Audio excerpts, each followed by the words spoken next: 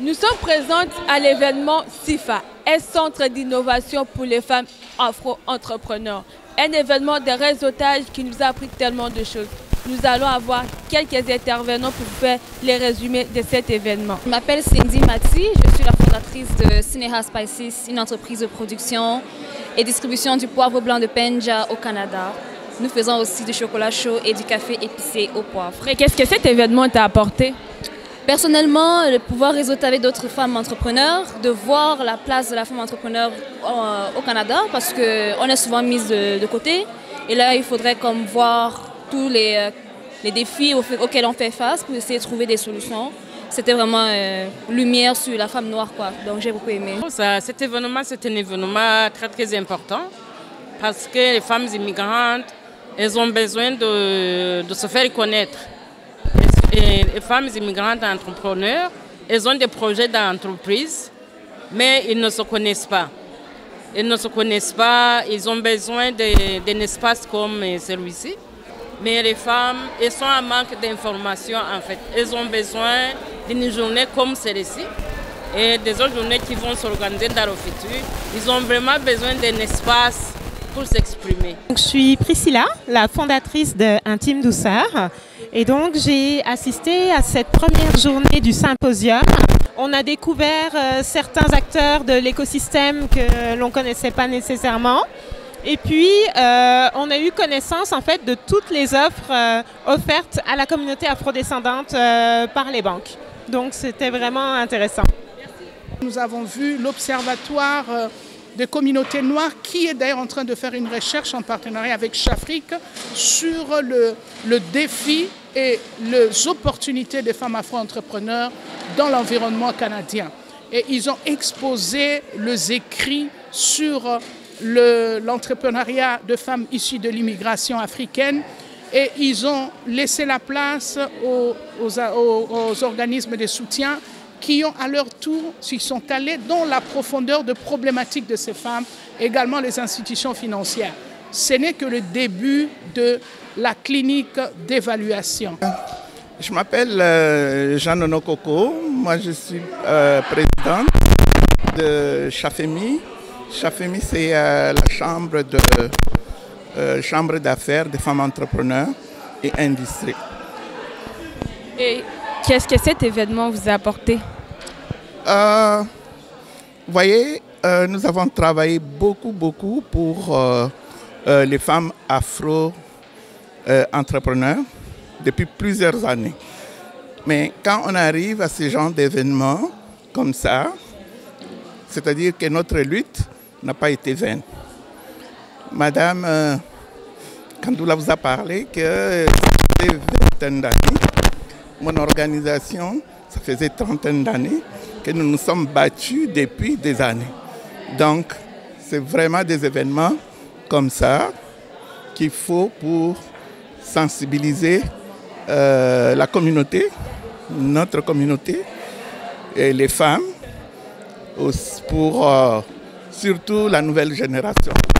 Il y a toujours un certain manque d'informations. Vous savez, quand les nouveaux arrivants arrivent ici, ce n'est pas toujours la même culture. Et que le système, il faut connaître aussi le système. Donc, dans tout ça, nous devons faire vraiment un grand effort pour la sensibilisation, pour aller chercher ces nouveaux arrivants. Mais c'est surtout dans ce genre d'événements comme ça. Et de bouche à oreille, les gens vont finir par savoir qu'est-ce qui existe. Parce que ce sont des ressources que vous ne pouvez pas trouver ailleurs que dans ce genre d'événements. C'est ce qu'on appelle le réseautage, au fait. Mais moi, c'est Rose Ngonjel, je suis la directrice générale d'Afrique au féminin, qui est le centre des femmes. Et qu'est-ce que cet événement vous a apporté? Mais je crois qu'aujourd'hui, si je suis encore là maintenant et que j'ai donné mon temps, j'ai vraiment beaucoup appris. J'ai beaucoup appris, premièrement, de connaître ce que font les femmes noires. Et ça a été vraiment très important pour moi. Deuxièmement, de savoir qu'il y a des opportunités auprès de ces femmes-là Troisièmement, de savoir que je peux créer des collaborations avec certaines de mes femmes, de mes sœurs noires qui ont été là et qui ont présenté leurs produits, qui ont présenté ce qu'ils font, ce qu'elles font. Et là, je peux créer des collaborations là, par rapport à mes services que j'offre, aux ateliers que je fais aussi, et de voir aussi qu'on peut avoir des concertations, parce que je crois que le temps est arrivé de travailler ensemble et des moments pareils comme ça nous amènent à nous poser des questions et de savoir comment on peut travailler ensemble, comment on peut concerter et comment on peut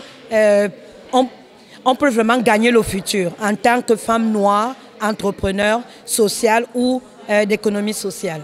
Mais ça a été vraiment enrichissant pour moi. Bonjour à tout le monde. Alors, Gracia Kasoki-Katawa, je suis la mairesse de l'arrondissement de Côte-des-Neiges Notre-Dame-de-Grâce à Montréal, ainsi que membre du comité exécutif de la ville de Montréal. Mais qu'est-ce que cet événement vous a apporté? Écoutez, moi, je suis une amie, une fille de Chafrique depuis longtemps, donc je connais très bien Madame Kandoula parce qu'on a collaboré ensemble lorsque j'étais présidente du réseau des entrepreneurs et professionnels africains, donc le REPAF. On a collaboré justement pour offrir des ressources aux Montréalais d'origine africaine finalement ici. Et puis donc je suis vraiment très heureuse aujourd'hui que je suis mairesse de voir finalement qu'on a ce premier symposium international des femmes afro-entrepreneurs ici à Montréal. Je sais à quel point c'est important lorsqu'on a un projet d'affaires et même parfois un projet professionnel d'avoir un réseau, de connaître où se trouvent les ressources et puis d'avoir aussi parfois des mentors pour nous guider finalement dans notre aventure entrepreneuriale. Donc je lève mon chapeau à Chafrique pour cette initiative. Donnerez-vous certaines directives à ces femmes-là qui n'arrivent pas à se retrouver par exemple?